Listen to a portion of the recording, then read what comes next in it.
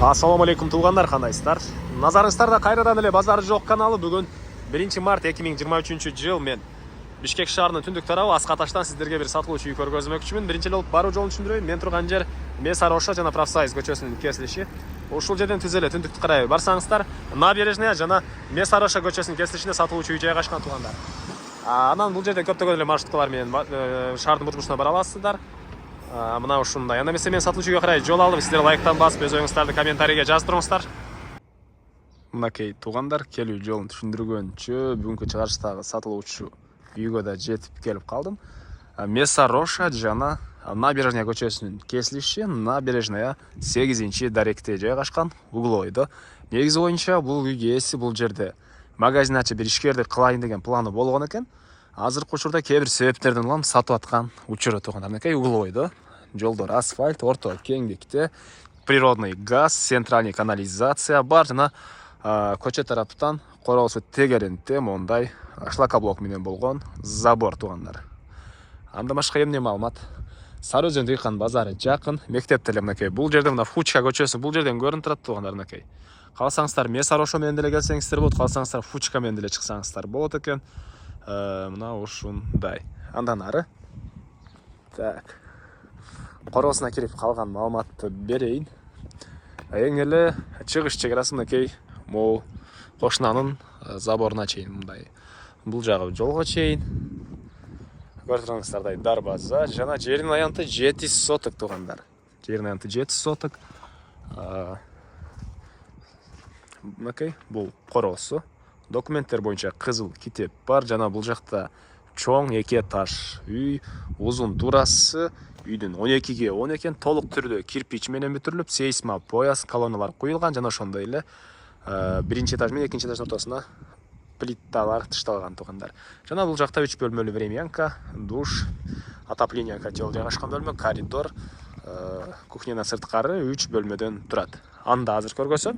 Жана алды жагында мондай кенен жер, арты тарабында деле жер бар бир аз туугандар. 7 сотоктон көрө экен фактически, документинде 7 соток туугандар. Эми кайсы үйдү биринчи жолу көргөзсөм? Бул чоң үйдү биринчи жолу көргөзөйүн, андан соң бул үйдүн ички тарабын көргөзөм. Мынакей бул алды тарабы, түштүк тарабы болуп калат ошондо.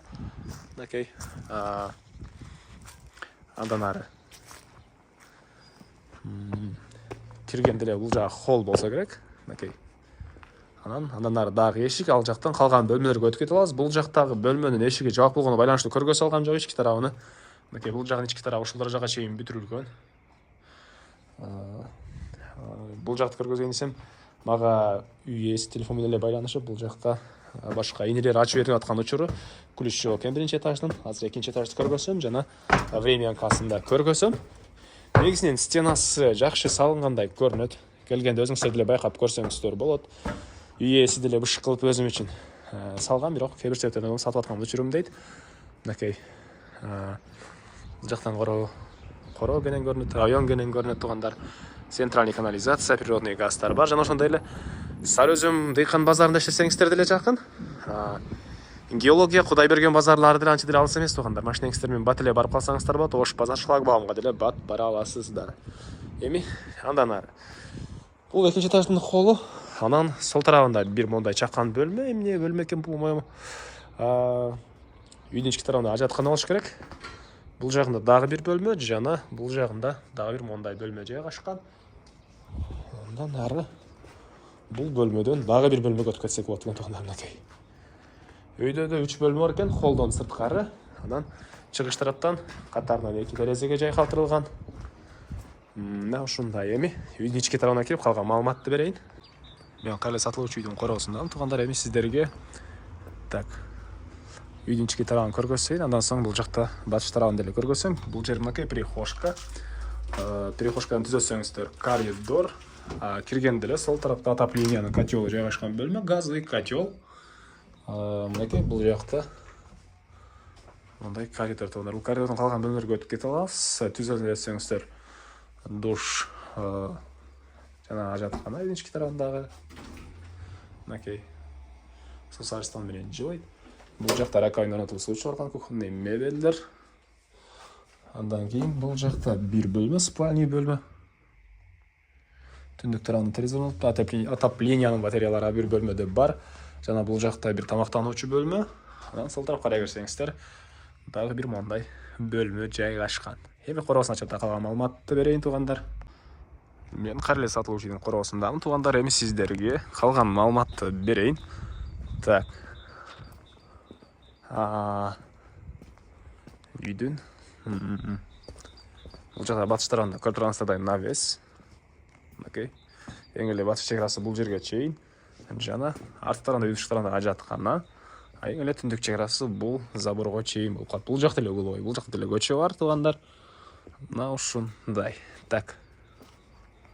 Окей. Дагы эмне маалымат айтылбаган. Бир эле баасы калды окшойт э туугандар.